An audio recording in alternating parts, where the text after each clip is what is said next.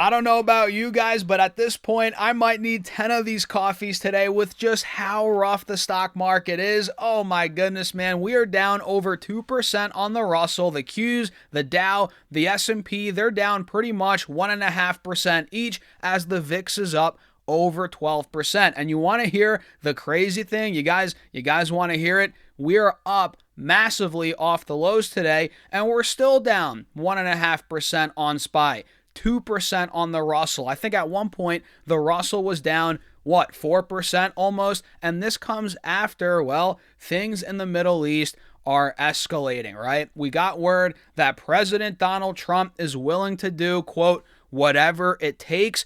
And this whole, fiasco, whatever you want to call it, situation in the Middle East, it was projected or expected to last, 4-5 weeks, and now President Trump is saying he's willing to go much longer than that, right? So that's causing more fear, more uncertainty in the market, and you guys know what the stock market hates, right? That uncertainty, fear, the unknown. And right now with that, the news we got, and things are intensifying, we're getting an aggressive sell-off, right? And again, earlier in the morning, we were down even more. I think SPY was down at the worst point, almost 3%. Yeah, 2.5%. The Qs were down, let's see here, guys, about, now they're down 1.3%, but at the low, they were down 2.75%. The Russell was down the most by far. I mean, this thing was down, about 4%. Holy moly. As the Dow Jones was down, it hit 47.6 after closing at about 49.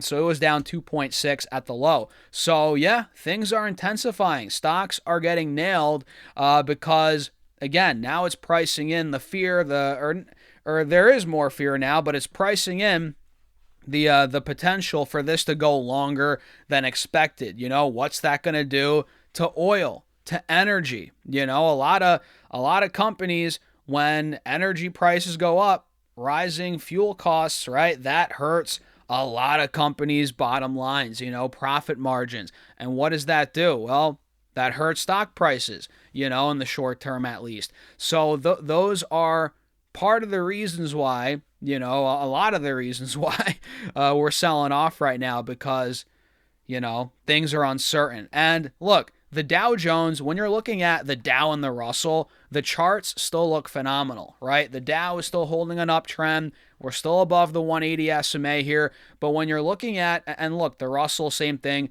above the 180 SMA. But when you're looking at SPY and the Qs, that's where you're seeing, okay, things are starting to break down here just a little bit in the short term.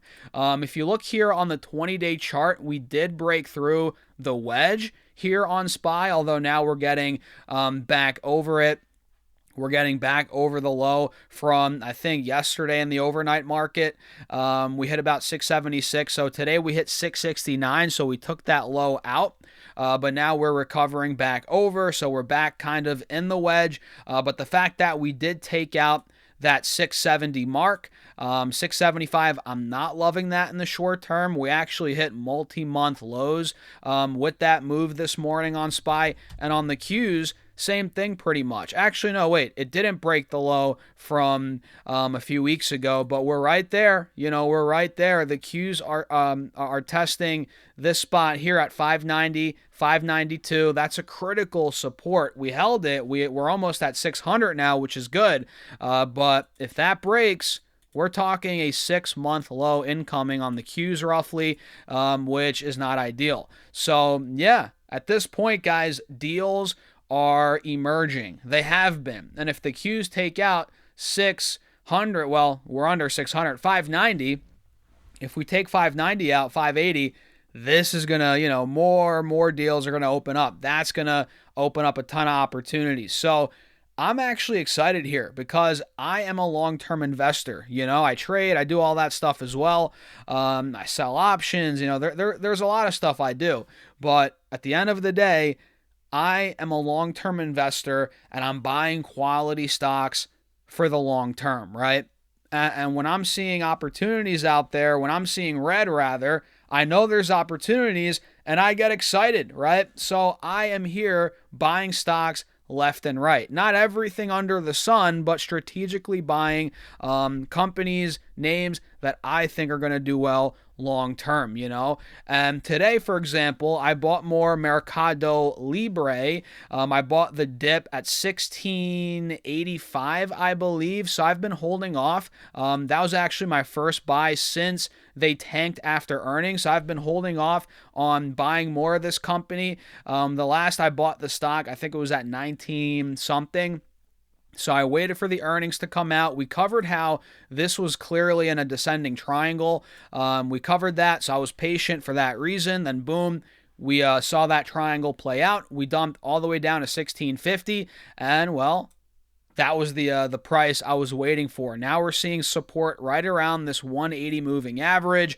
The chart looks great on the 3-year, on the max chart as well on Mercado Libre. So for me, guys, here at 16.17, I was saying this when it was at 2,100 a share, 2,000 a share. If it got down to 16.17, I'm buying a bunch more, and that's exactly what I'm doing. So I bought some today at 16.85 roughly, and now we're back over 1,700, and that's all I bought today. I added more Amazon yesterday, so I'm being super selective. Again, I'm not buying everything under the sun right now, but certain stocks that I'm in, that I want to increase exposure to, that I think are going to do well long term, that I think are values now, I'm adding. And Amazon's one of those. Mercado Libre is one of those. A couple other stocks as well. But yeah, man, that's the rundown for what I ended up doing today. Nothing too crazy. And who knows, I might make some more moves,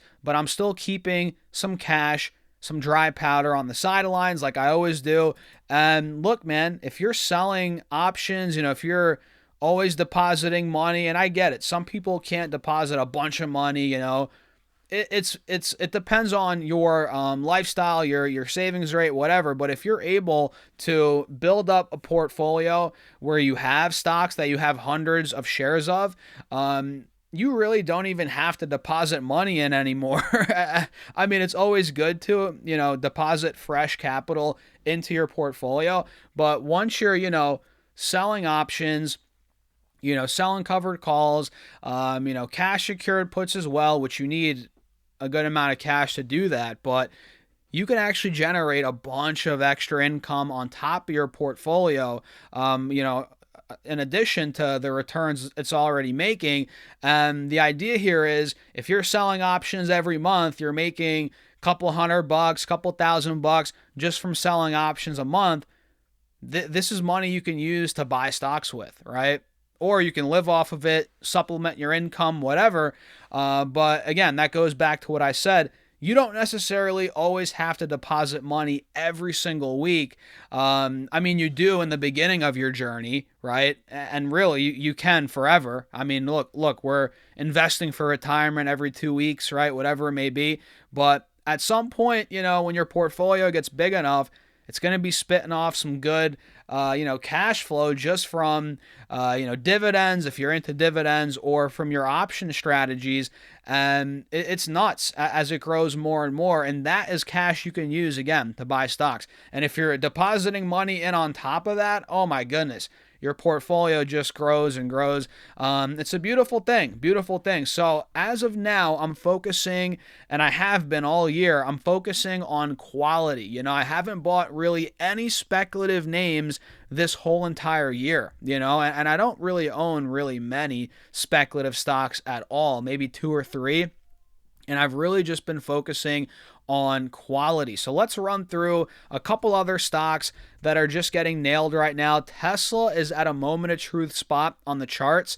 Tesla's at 385, 390 a share right now, which if you guys take a look here, clearly that is a multi-month support, right? 385, 390, that's held as support looking all the way back to November, early mid-November.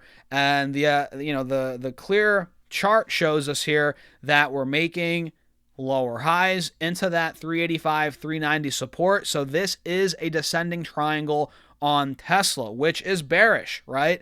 But how much lower can it really go? I mean, how much lower can it really go here, guys? Sure, if this plays out on Tesla, I think it might fill the gap down to about 355, 360, right? That is where it was for quite some time throughout June, into September. Then we broke out. So, yeah, that gap could fill. We could go down to 355, 360, but I just don't see it going much lower from that point. So, in my opinion, I'm in Tesla, right? It's a trade for me here in 26. I am down, not much. I think my average is like 415, something like that, 410. So I am down, but I'm waiting here to see if it fills this gap down. If it does, I might double down. In fact, I think I am going to double down. At 355, 375, that general range, I'm going to add a bunch more Tesla on the weakness because, look, I think we're going higher this year. I've been saying that for the last couple of weeks. And now, with everything going on in the Middle East, right, all these tensions, this could be the opportunity, or this could be the event that's going to bring down the stock to open up the opportunity that I've been waiting for. Sometimes these, just like last year, Liberation Day, sometimes these events open up a lot of opportunities in the stock market. You know what I mean? And it's short-term stuff here. Short-term blip, big, short-term drop in the market, but it's an opportunity in a lot of these different stocks. So I think Tesla is one of those opportunities. When tech rebounds, Tesla's going to go nuts. And I think with SpaceX going public, all that later this year, I think Tesla's going to get a lot of hype, and people don't really realize that yet, or maybe they forgot, how the stock works. And I'm taking advantage of that here in the weakness when everybody's panicking. I didn't add more yet, but again, if this triangle plays out, I will be buying more Tesla here. So let's see what else. Coherent is down, which is obviously not too hard to predict considering it ran up like crazy. So Coherent is seeing a little pullback here. It hit 305 in the aftermarket yesterday, so watch out for the pullback here. I think this dip might get bought up. I think it could, considering the excitement around their deal with NVIDIA. And speaking of NVIDIA, we'll end off with this one. It's only down 1.8% on the day, not much. And it looks like here the trend is holding that we covered in yesterday's video. That is a pretty good sign overall for the bulls here. We are maintaining a higher low right here, but we got to follow it with a rebound, which time will tell if we do. I think we will, but it's not guaranteed. And by the way, NVIDIA, full disclosure, is one of my top 3 stocks right now that I own. So what do you guys think? It's a very exciting day. If you're, if you see red out there and you get excited, today's a beautiful day. If you reprogram your mind and be like, okay, when I see red, that's a good thing. That means there's opportunity if you have a long-term mindset. And look, I'm not one of those guys that says every red day buy the dip, every red day buy the dip. But look, we've had a couple sustained, or a sustained little downtrend here on the Qs on a lot of these different stocks, depending on what sectors you're looking at. And I think, again, if you look strategically, there are opportunities long-term. If you can block the noise, Stop listening to all the naysayers, all the doomsdayers, and you really just focus on the thesis for a lot of these companies. It makes sense for a lot of them, right? For the long term. Again, if you block the noise. So with that being said, I'm going to wrap it up here, guys. Hit the like button. Feel free to subscribe. Join my Patreon if you want to see how I'm investing, how I'm trading during these crazy times. All of that's on Patreon, link down below. And there's a private Discord in there, guys, if you're interested. Again, link down below, pinned in the comments, or go to stotsurfest.com/Patreon. And with that being said, cheers. I'll see you all in the next video.